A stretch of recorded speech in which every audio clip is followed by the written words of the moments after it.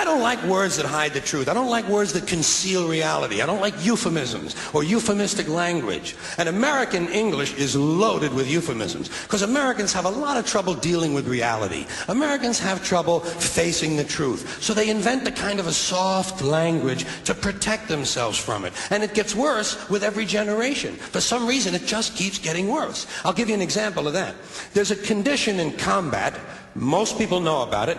It's when a fighting person's nervous system has been stressed to its absolute peak and maximum, can't take any more input. The nervous system has either snapped or is about to snap. In the First World War, that condition was called shell shock. Simple, honest, direct language. 2 syllables. Shell shock. Almost sounds like the guns themselves. That was 70 years ago. Then a whole generation went by, and the Second World War came along, and the very same combat condition was called battle fatigue. 4 syllables now. Takes a little longer to say. Doesn't seem to hurt as much. Fatigue is a nicer word than shock. Shell shock. Battle fatigue. Then we had the war in Korea, 1950. Madison Avenue was riding high by that time, and the very same combat condition was called operational exhaustion. Hey, we're up to 8 syllables now. And the humanity has been squeezed completely out of the phrase. It's totally sterile now. Operational exhaustion. Sounds like something that might happen to your car. Then, of course, came the war in Vietnam, which has only been over for about 16 or 17 years. And thanks to the lies and deceit surrounding that war, I guess it's no surprise that the very same condition was called post-traumatic stress disorder. Still 8 syllables, but we've added a hyphen.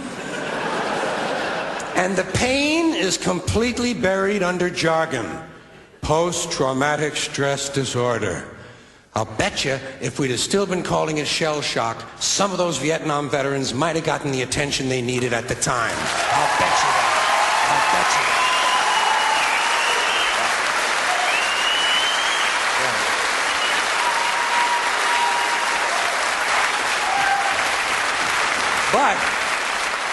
But it didn't happen. And one of the reasons is because we were using that soft language. That language that takes the life out of life. And it is a function of time. It does keep getting worse. Give you another example. Sometime during my life, toilet paper became bathroom tissue. I wasn't notified of this. No one asked me if I agreed with it. It just happened. Toilet paper became bathroom tissue. Sneakers became running shoes. False teeth became dental appliances. Medicine became medication. Information became directory assistance. The dump became the landfill. Car crashes became automobile accidents.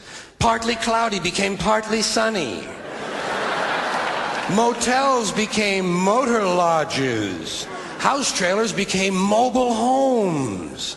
Used cars became previously owned transportation. Room service became guest room dining.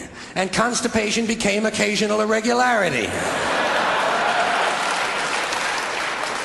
When I was a little kid, if I got sick, they wanted me to go to the hospital and see the doctor.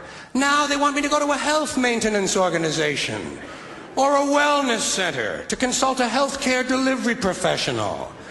Poor people used to live in slums. Now the economically disadvantaged occupy substandard housing in the inner cities. And they're broke. They're broke. They don't have a negative cash flow position. They're fucking broke. Because a lot of them were fired. You know, fired. Management wanted to curtail redundancies in the human resources area. So many people are no longer viable members of the workforce. Smug, greedy, well-fed white people have invented a language to conceal their sins. It's as simple as that. The CIA doesn't kill anybody anymore. They neutralize people. Or they depopulate the area. The government doesn't lie. It engages in disinformation. The Pentagon actually measures nuclear radiation in something they call sunshine units. Israeli murderers are called commandos. Arab commandos are called terrorists. Contra killers are called freedom fighters. Well, if crime fighters fight crime and firefighters fight fire, what do freedom fighters fight? They never mention that part of it to us, do they? Never mention that part of it.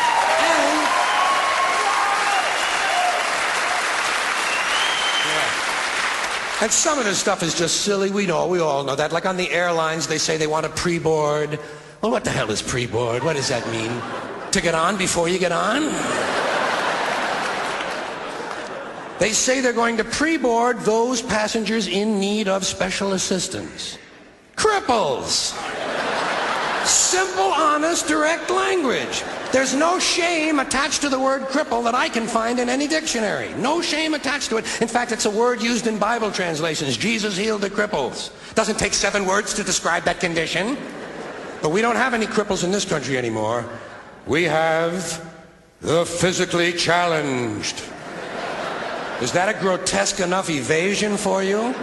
How about differently abled? I've heard them called that, differently abled.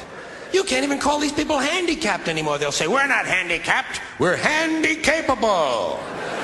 These poor people have been bullshitted by the system into believing that if you change the name of the condition, somehow you'll change the condition. Well, hey, cousin, doesn't happen. Doesn't happen. We have no more deaf people in this country, hearing impaired. No one's blind anymore, partially sighted or visually impaired.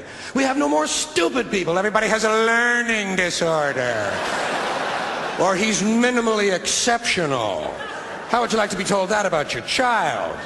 He's minimally exceptional. Oh, thank God for that. Psychologists actually have started calling ugly people those with severe appearance deficits. It's getting so bad that any day now I expect to hear a rape victim referred to as an unwilling sperm recipient.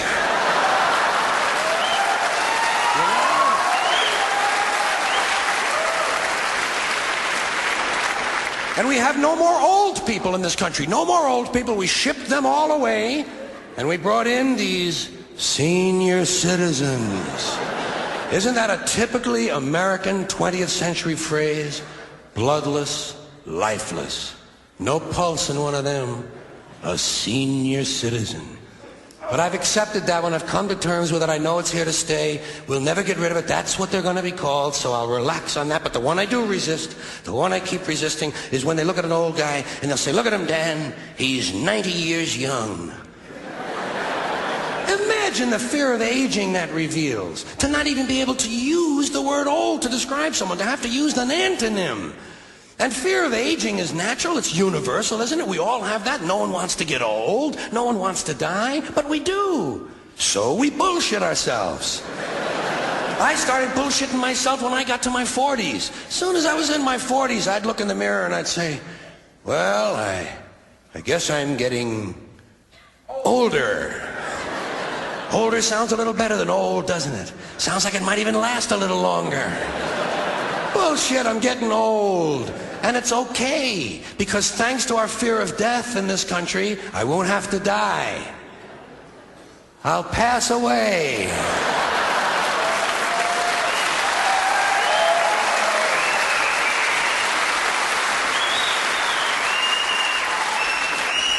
Or I'll expire like a magazine subscription.